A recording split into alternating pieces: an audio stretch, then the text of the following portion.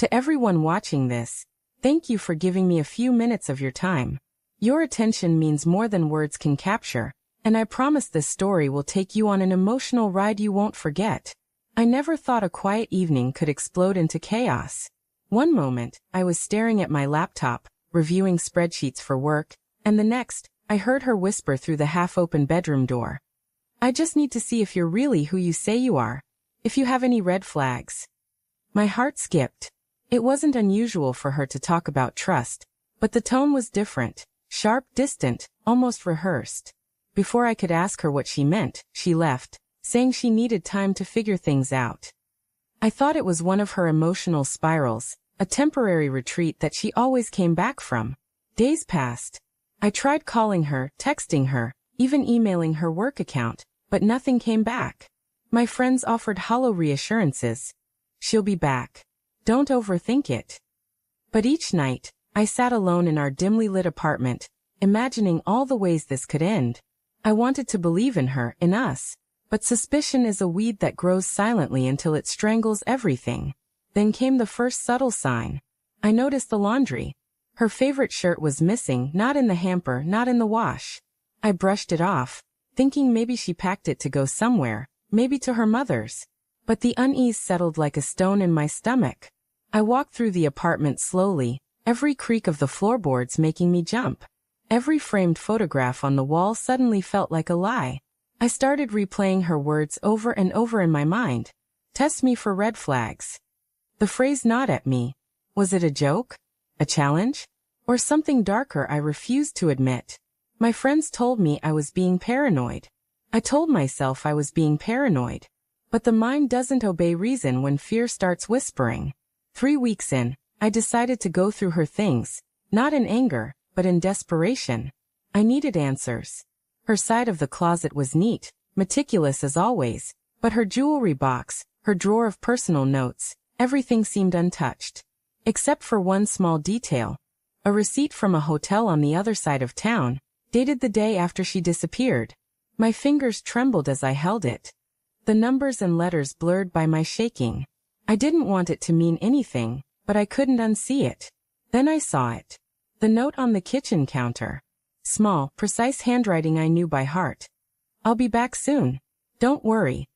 No signature, no explanation.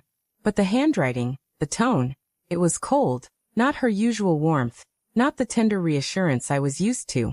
My stomach twisted. I called her again and again, but each time, it went straight to voicemail.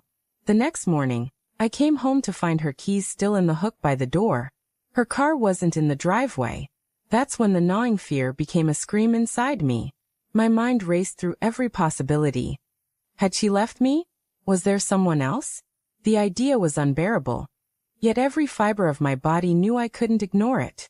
And then it happened. I came back from work that evening, the apartment quiet but for the faint hum of the refrigerator. I reached our bedroom and froze. Her side of the bed was empty, but the entire wardrobe was gone. Clothes, shoes, even the little scarves she loved were missing. Her bags were neatly packed on the floor. It was meticulous. Clinical. And worst of all, it wasn't temporary. I sank onto the bed, my hands clawing at the sheets as the reality crashed over me. The betrayal wasn't sudden. It had been simmering, hidden under layers of affection and routine. I thought of the whispers, the hotel receipt, the cold note. Every detail clicked into place, a puzzle I never wanted to solve. I felt anger. Yes, but beneath it, a profound grief, the kind that leaves your chest hollow. I sat there for hours, letting the silence scream at me. I tried to remember the good times, the laughter, the promises we made in whispers late at night. But memory has a cruel way of taunting you. Each smile, each touch, suddenly seemed staged, rehearsed, a mask for a secret I never guessed existed.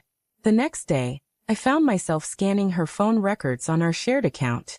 Calls to unknown numbers, texts to names I didn't recognize. Nothing explicit, nothing scandalous in the technical sense, but patterns, rhythms, signs only a heart betrayed can recognize. Every ping of the phone now felt like a lie. Every sound in the apartment echoed with absence. I confronted her when she finally returned. The confrontation neither loud nor violent, but slow, like peeling layers of scabbed-over wounds. She stood there, bag still in hand, her eyes avoiding mine. I needed to test things, she said. Her voice was hollow, as if rehearsed. I wanted to scream, to collapse, to demand answers, but the words stuck in my throat. I trusted you, I whispered, the sentence feeling brittle as it left me. I let you go believing in you.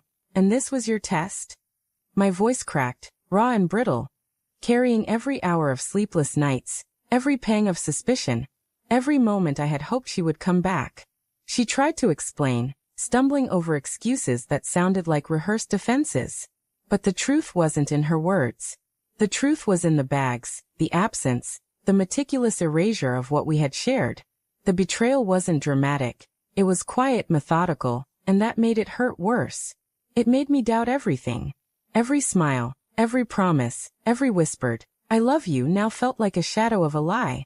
I didn't scream. I didn't cry in front of her. I simply walked to the door, took a deep breath, and let it close behind me. Not just the door of the apartment, but the door on that version of our life, the trust, the illusion of love. I felt empty, shattered, but also strangely awake. Betrayal is a cruel teacher, but it leaves clarity in its wake.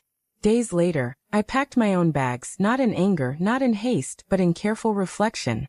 The apartment felt different, as if the walls themselves were witnesses. And as I stepped out into the light, carrying only what I needed, I realized that love, trust, and betrayal are intertwined in ways you cannot prepare for. But the strength to survive them lies in your ability to walk away when the story ends. And maybe one day I'll forgive her. Maybe one day I'll even understand. But for now, the only closure I needed was the knowledge that I survived the heartbreak, that I didn't lose myself entirely. And in that survival, there is a quiet triumph.